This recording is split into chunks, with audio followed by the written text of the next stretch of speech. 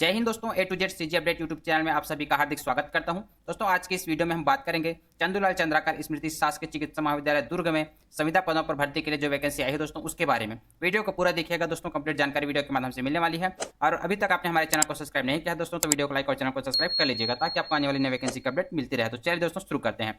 यहाँ पास आप देखिएगा दोस्तों, चंदूलाल चंद्राकर स्मृति शासकीय चिकित्सा महाविद्यालय दुर्ग छत्तीसगढ़ की तरफ से वैकेंसी जारी हुई दोस्तों। 22/8/2024 को ये विज्ञापन जारी हुआ। ठीक है, विज्ञापन में क्या लिखा है पढ़ लेते हैं।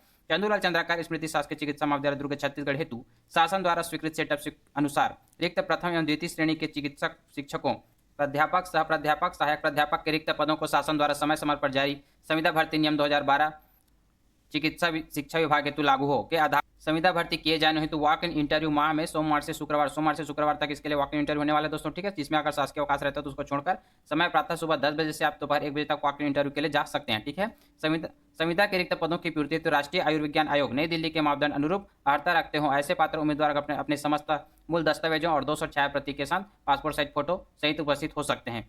विभागों के अतिरिक्त पदों की उपलब्धता के अनुसार प्राप्त आवेदनों की जांच कर वॉक इन इंटरव्यू लिए जाएंगे। उक्त पदों में आरक्षण नियम का पालन शासन के निर्देशानुसार करते हुए संविदा नियुक्ति की कार्रवाई की जाएगी। इसके लिए जो सैलरी होने वाली है दोस्तों वो आप यहाँ पर देख पाएंगे। प्राध्यापक के लिए देखिए 1,90,000 रुपये की सैलरी है, सह प्राध्यापक के लिए 1,55,000 रुपये की सैलरी और सहायक प्राध्यापक के लिए 95,000 रुपये की सैलरी है। ठीक है, पदों की जानकारी आपको यहाँ देखने को मिलेगी दोस्तों। ठीक है, देखिए department name professor, associate professor और असिस्टेंट प्रोफेसर। ठीक है, यहाँ पास पहला देखेंगे एनाटॉमी के लिए प्रोफेसर के लिए एक पद है दोस्तों जो कि अनरिजर्व है। ठीक है, एसोसिएट प्रोफेसर के लिए इसमें कोई पद नहीं है और असिस्टेंट प्रोफेसर के इसमें 2 पद है जिसमें एक एसटी के लिए है और एक ओबीसी के लिए। ठीक है, उसके बाद इमरजेंसी मेडिसिन है, इमरजेंसी मेडिसिन में प्रोफेसर के लिए एक पद है और आपका एसोसिएट प्रोफेसर के लिए भी एक पद है, दोनों अनरिजर्व है दोस्तों। ठीक है, और इसमें असिस्टेंट प्रोफेसर के लिए 3 पद है जो कि जिसमें एक अनरिजर्व, एक एसटी और एक जो ओबीसी वालों के लिए है। ठीक है, उसके बाद है फॉरेंसिक मेडिसिन, इसमें आपका एक पद है प्रोफेसर के लिए जो कि अनरिजर्व है और इसमें एक पद है आपका असिस्टेंट प्रोफेसर के लिए जो कि अनरिजर्व है और इसमें आपका देखेंगे दोस्तों असिस्टेंट प्रोफेसर के लिए इसमें कोई पद नहीं है। ठीक है, फिर आपका है ईएनटी के लिए, ईएनटी में जो है प्रोफेसर के लिए कोई पद नहीं है दोस्तों।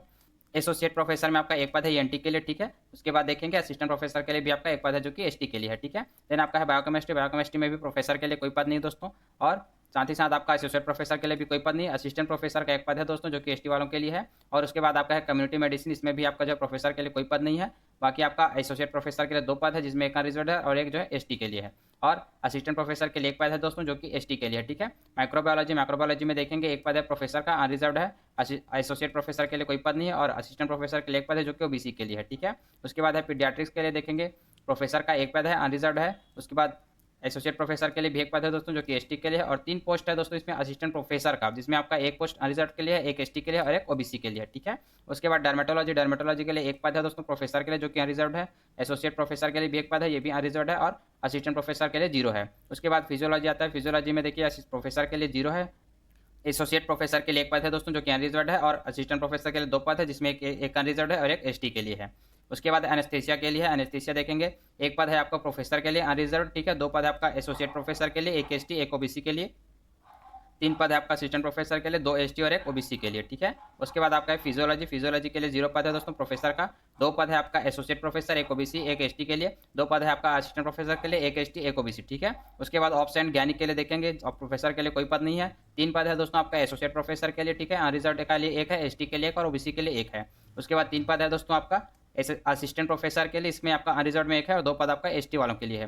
ठीक है, उसके बाद आप देखिए रेडियो डायग्नोसिस के लिए एक पद है प्रोफेसर के लिए दोस्तों अनरिजर्व्ड है। ठीक है, एसोसिएट प्रोफेसर के लिए इसमें 0 पद है और असिस्टेंट प्रोफेसर का 3 पद है दोस्तों। ठीक है, अनरिजर्व्ड, एसटी और ओबीसी के लिए तीनों के लिए एक एक पद है। ठीक है, देन आपका रेडियोथेरेपी है, रेडियोथेरेपी में कोई पद नहीं है दोस्तों प्रोफेसर का, एसोसिएट प्रोफेसर का भी इसमें कोई पद नहीं है दोस्तों। ठीक है, उसके बाद जो है असिस्टेंट प्रोफेसर के लिए 2 पद है दोस्तों रेडियोथेरेपी में जिसमें एक अनरिजर्व्ड और एक एसटी के लिए। देन आपका है रेस्पिरेटरी मेडिसिन, इसमें आपका 0 पद है प्रोफेसर के लिए, एक पद है आपका एसोसिएट प्रोफेसर के लिए जो कि अनरिजर्व्ड है और एक पद है आपका असिस्टेंट प्रोफेसर के लिए, ये भी आपका अनरिजर्व है। ठीक है, उसके बाद आपका है फार्माकोलॉजी, इसमें आपका प्रोफेसर के लिए 0 है, एक पद है एसोसिएट प्रोफेसर एसटी वालों के लिए और एक पद है असिस्टेंट प्रोफेसर एसटी वालों के लिए। उसके बाद आपका है जनरल मेडिसिन, इसमें आपका 0 पद है प्रोफेसर के लिए, 3 पद है आपका एसोसिएट प्रोफेसर अनरिजर्व्ड, एसटी और ओबीसी तीनों के लिए एक एक पद है। ठीक है, और 4 पद है आपका असिस्टेंट प्रोफेसर के लिए, अनरिजर्व्ड में एक है, एसटी के लिए 2 है और ओबीसी के लिए एक पद इसमें। ठीक है, फिर आपका देखेंगे जनरल सर्जरी, इसमें आपका प्रोफेसर के लिए एक पद है दोस्तों अनरिजर्व्ड है, 3 पद है आपका एसोसिएट प्रोफेसर के लिए अनरिजर्व्ड, एसटी और ओबीसी के लिए एक पद है और 3 पद है आपका असिस्टेंट प्रोफेसर के लिए, अनरिजर्व्ड में एक है, एसटी के लिए 2 है। ठीक है, उसके बाद ऑप्थेल्मोलॉजी में जो 0 पद है प्रोफेसर के लिए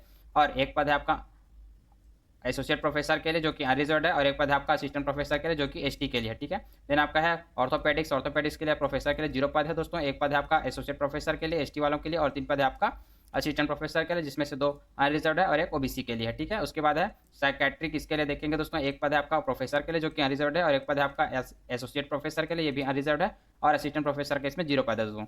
ओवरऑल देखेंगे आप सभी को मिला के तो प्रोफेसर के लिए 10 पद है दोस्तों, संविदा भर्ती है पूरा, ठीक है। और एसोसिएट प्रोफेसर के लिए 26 पद है, और असिस्टेंट प्रोफेसर का 40 पद है दोस्तों। तो इस विज्ञापन में सिर्फ इतनी जानकारी थी दोस्तों जो मैंने आपको प्रोवाइड कर दी है। अगर आप इन पदों के लिए योग्यता रखते हैं तो आप जो है सोमवार से शुक्रवार तक जो है 10 बजे से 1 बजे तक के बीच में जाकर जो है आप अपना इंटरव्यू दे पाएंगे दोस्तों। अगर वीडियो अच्छी लगी होगी तो एक चैनल को सब्सक्राइब जरूर कीजिएगा। फिर मिलते हैं नेक्स्ट वीडियो में। जय हिंद।